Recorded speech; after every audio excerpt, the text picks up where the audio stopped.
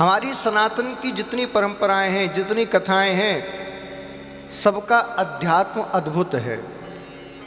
लेकिन गजब की बात बताऊं आपको, लोगों ने धर्म का और अध्यात्म का मतलब अपने अपने हिसाब से निकाल लिया है। जो व्यक्ति घंटी हिलाता है, माला जपता है, वो सोचता है कि यही धर्म है। जो व्यक्ति पूजा कर रहा है वो सोच रहा है यही धर्म है। जो परिक्रमा लगा रहा है वो सोच रहा है यही भक्ति है।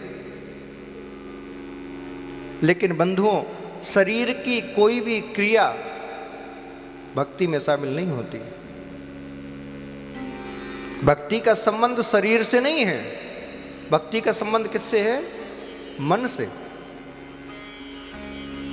आप मुझे बताइए, यदि शरीर से भक्ति का संबंध होता तो सदना कसाई के भगवान क्यों जाते? वो तो मांस का बेच रहा है, अपवित्र है शरीर तो उसका, क्यों जाते?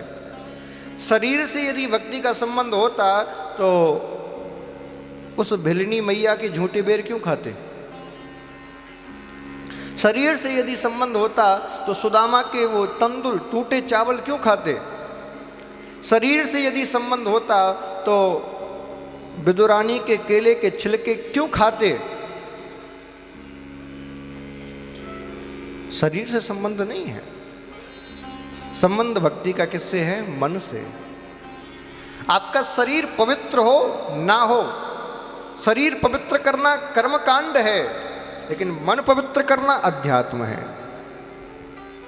बहुत बहुत गौर से समझना इस बात को। आप अभी इसी में फंसे हुए हो, क्या अध्यात्म है और क्या धर्म है, इसी को नहीं जानते अभी।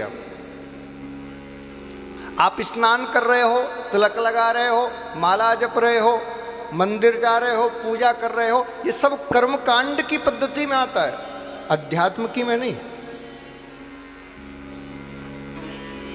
अध्यात्म का अर्थ क्या होता है? अध्य आत्मा, यानी कि खुद का अध्ययन, आत्मा का अध्ययन अध्यात्म है।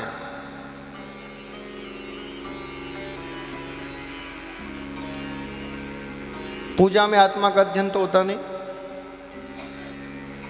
व्रत में आत्मा का अध्ययन तो होता नहीं, परिक्रमा में आत्मा का अध्ययन तो होता नहीं। अब बात आती है, बोल महाराज जी, जब इनसे अध्यात्म का कोई संबंध नहीं है तो फिर करते क्यों हैं? क्यों किया जाता है ये सब कुछ? आप मुझे बताओ, बिना first, second, third, fourth, fifth, 10th, 12th किए क्या आप कॉलेज में प्रवेश कर सकते हैं? बोलिए। प्रारंभ की कक्षाओं में पढ़े बिना क्या आप कॉलेज में एडमिशन ले सकते हैं? नहीं ले सकते। ठीक उसी प्रकार ये उस अवस्था तक पहुंचाने के लिए हैं, अध्यात्म की उस अवस्था तक पहुंचाने के लिए है ये व्रत, ये पूजा, ये अनुष्ठान, ये परिक्रमा, ये तिलक, ये उस अवस्था तक पहुंचाने के लिए है।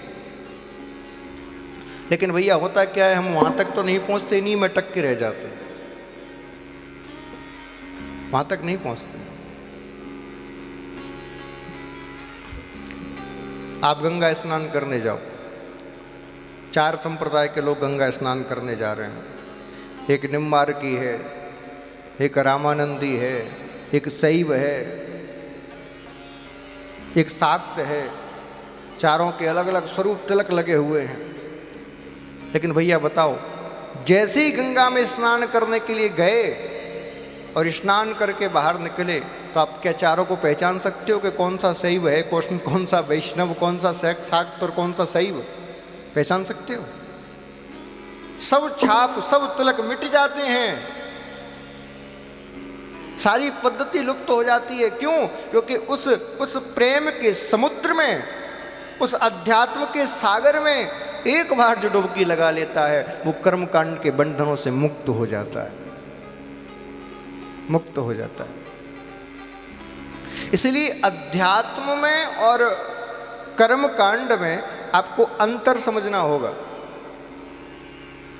जब तक नहीं समझोगे तब तक इसको जानोगे नहीं, और जब तक जानोगे नहीं तब तक महाराज संसार में पड़े रहोगे। फिर पूरी जिंदगी कहोगे महाराज हमने तो इतना किया, मिला कुछ नहीं। कैसे मिलेगा?